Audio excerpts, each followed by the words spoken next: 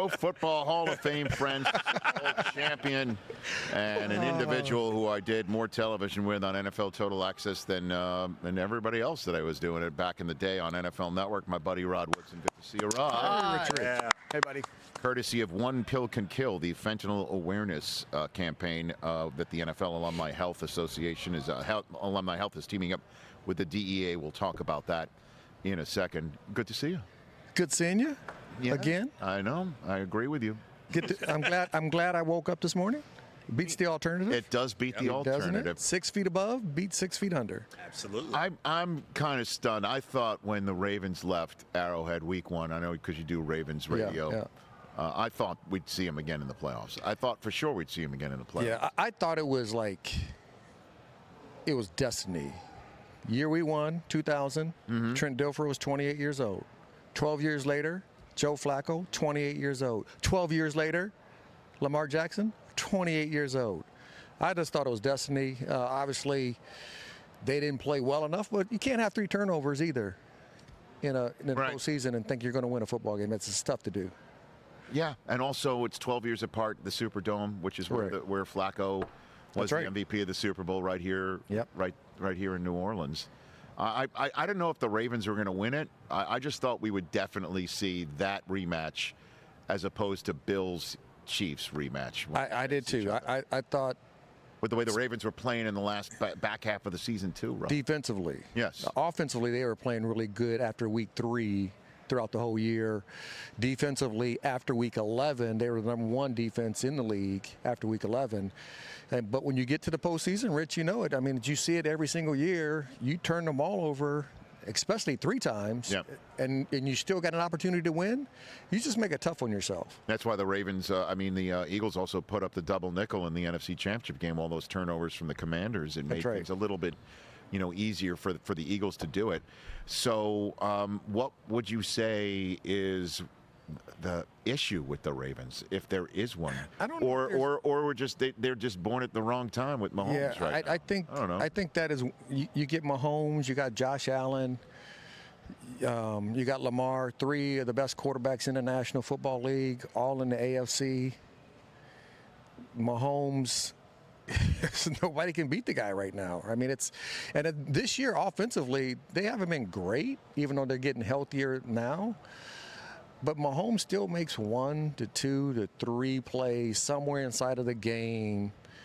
Like all the deficiency the Kansas City Chiefs had offensively this year, Mahomes neglected those. I mean, he took advantage of some of those opportunities, and you really didn't feel it like as much as you could have with a quarterback of his stature. I mean, the way he played this year is just tremendous. I thought, even though his numbers weren't great like they were in the past, I really believe he played some of his best football because some of the critical moments he had to make plays, he made the plays himself. Rod Woodson here on the Rich Eisen Show. So how does one defend Mahomes? How would you have played Patrick Mahomes? It's really tough, but I think it starts with 87. You have to get your hands on 87. He wants to find 87. So in the old school way, we would, if he's anywhere by the line of scrimmage, anywhere close to the offensive lineman, that defensive end or outside linebacker is going to boss out. He's going to chuck him first and then go to the quarterback. Nobody does that. Everybody gives 87 a free release. It doesn't make sense to me. We know that's his number 1 read. And it's easier to throw the ball inside the numbers than outside the numbers. So it's an easy read for Mahomes. But I think also you got to have making sure when you rush him, your lane integrity as a rusher have to be on point. So you can't have one guy too high unless you level rush. If you got one guy high and one guy's coming under, yes. But if you got 2 guys going up and then 2 guys going outside and you give him an open lane, he can run. I mean, he doesn't run a lot. He's not Lamar-ish in a sense, like he's going to take off and give you 900 yards in a season or 800 yards in a season, but he can run with the football. And I just think you have to be very patient with him. I think Vic Fangio, the way he plays, they don't blitz a bunch. Talking about the Eagles. Their defensive front can get it. I mean, they got some rushers. The linebackers can cover. The corners, the nickelback can cover. The safeties are solid. I like the matchup because they're going to bring 4. They're going to play a soft zone behind it. He's going to have to dink and dunk, and you got to hope that that pass rush can get to him in a timely manner. But I think that's the best way to do it, because if you blitz him, Mahomes he's seen all the blitzes. He'll pick you apart. And you got the fast receivers that are healthier now for them. So I think keep everything in front of him, make him work his way down the field, and hopefully you can get a turnover. Well, you saw the Eagles in the flesh, because they came into the bank this year right after torching the Rams. I mean, right after Saquon's still running against the Rams this year. So what I'm kind of picking up that you like the Eagles in this game right now, Rod. Well, am I wrong? I'm not a gambler, but if I did, it might be on the green team. What's what I like? They got to stop Barkley. I still don't get how in the world the New York Giants let him out of the building. I just don't get this. I still don't get it. But with that being said, he's very Barry Sanders-ish. He has some of those traits. He's not Barry Sanders, but he has some of those traits. He jump cuts. He's strong. He's faster. He's faster than Barry. So when he gets in the open field, it's lights out. He's going to lead the angles. But his vision is just tremendous. And then you add that with Hurts, who is now healthier, 2 weeks to recover. I think he's going to be able to be moving. He'll move a little bit better than he did in the championship game. Mm-hmm. But they still got to stop Barkley. If you can't stop Barkley, it's going to be a tough, long day. And then for the Eagles defense, they got to try to figure out how to slow Mahomes and that passing attack down. Rod Woodson here on the Rich Eisen Show. The other homestead for you, the Steelers. There's a general sense, more than ever now, that maybe Tomlin should look at Andy Reid and say, after all that time, I made my Hall of Fame bones in Pittsburgh, but maybe a different spot. I don't think Tomlin's thinking that at all. Yeah, I don't think the Steelers are thinking that. That's not who they are. Should they? Should everybody be thinking that, Rod Woodson? Trading Tomlin? I don't know. Just at some point, just saying this has been a great run, and it just isn't. We're not getting over the hump here. This is my thing. If you don't have a quarterback, you're not winning in the National Football League anymore. You have to have a quarterback in today's game. And as good as Tomlin is, he needs a quarterback. He has to find a quarterback. Every team that's been struggling in the National Football League does not have a quarterback. Every team that's playing extremely well and getting to the postseason, they have a solid quarterback position. And I think for the Steelers, they have to find that guy to take over for Ben is left off. And they haven't found it yet. Is that Mike Tomlin's fault? No. That you can't find a quarterback? Correct. I don't think so. I think Mike is a tremendous coach. I think he puts a really good product on the field year in and year out. Yes. Nobody thought they were going to be this good this year. Nobody. And at the end of the day, it still came down to the quarterback play. When quarterbacks played poorly for that team, they played poorly. So they got to find, their issue is they got to find who is going to be the quarterback of their future. That's the question for the Steelers. I don't think it was on. Was he on the team last year? Is it Justin Fields? Because that's who you said at this point last year. You were talking about the same issue with the Steelers. And I like Justin Fields in a sense. Like Mike made the right move because Russell did play somewhat well. Yeah, went from 4-2 to 10-3. Right. But Fields played well. Now, is he more athletic? Absolutely. Can he get out of the pocket? Absolutely. Is he a better passer? Probably not. So is he your future? That's my question. I think that's the question that the Steelers having. Like, who is my quarterback? They need to answer that question. Because the defense is solid. They got specialty guys. The offensive line is solid.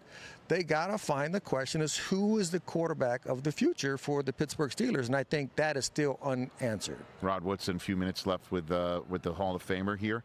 And I don't know how deep into day-to-day contact you are with those in the Ravens front office, but any idea how they reacted to the news that Myles Garrett would like to be traded away from the Cleveland Browns?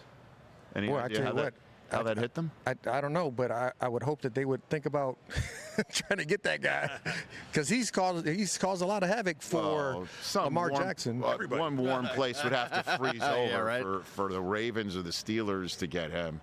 It would. I mean, it depends on what they offer. If they offer you a lot, get out of here. Got to take it. You wouldn't think the Giants would send Saquon go to the They didn't send Saquon. Let him get there. Yeah. Okay, wait. Which team gave all the money to the quarterback? Cleveland. No, I'm talking about Mr. Watson. Yeah. The Cleveland Browns. So Yeah. they make mistakes. So you gotta hope. You gotta hope that they make a mistake and give them to the Ravens and say, you know what? I think I got 2 first rounds for that guy. Your friend JB was here yesterday. Jerome Bettis was here after Myles Garrett left, and they were like 2 ships crossing each other, and he said, basically, I heard them say, adios. Yeah, see you later. The AFC Thanks North. for leaving. Thanks for going. Bye North. Don't let the don't let the door hit you. Yeah, on the way out. You want him to leave, but wouldn't you want him on your squad? Oh, sure, of course, but I mean, come on now. You just got to package the.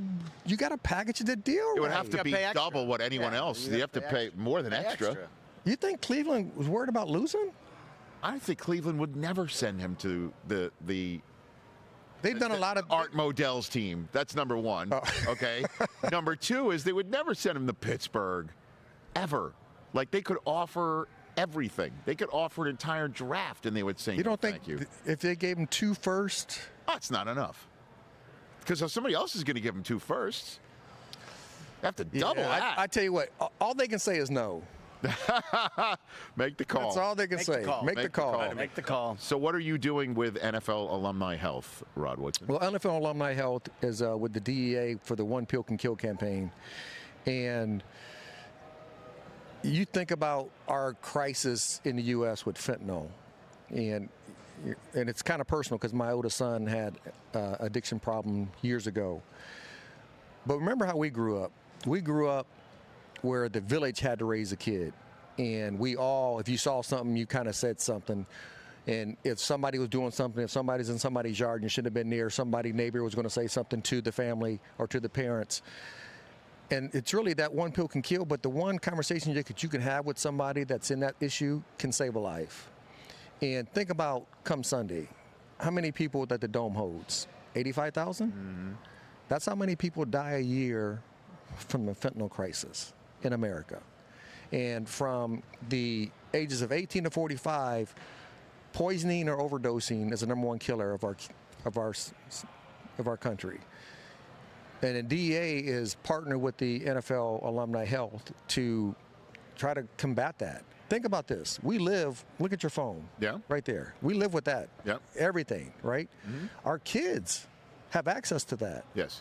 So they have access to talking to anybody and thinking that they can get a pill, even a vitamin, and think it's legit, and it's not.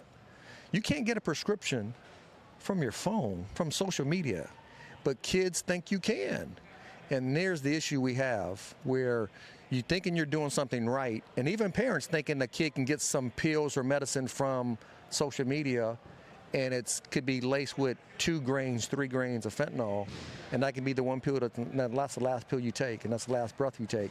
So that's the combating of what's going on in our society that the DEA and the NFL alumni has partnered with. And for me to have a platform to speak out, and hopefully everybody, all influencers that are out there, to have a platform to speak out against, and hopefully you have an opportunity to let 85,000 people not pass away from the fentanyl and overdosing and poisoning each year in our country. Hopefully it hits home and we can save some lives. Beautifully said, Rod. And it's a great cause, obviously. NFL Alumni Health teaming up with the DEA. The message is one pill can kill. and have a conversation with your kids. Have a conversation with your family. Be honest. No doubt. You're the best. Thanks for coming, man. I love you. Love you, too. Catch the Rich Eisen Show every single day on the Roku channel, 12 to 3 Eastern, for free.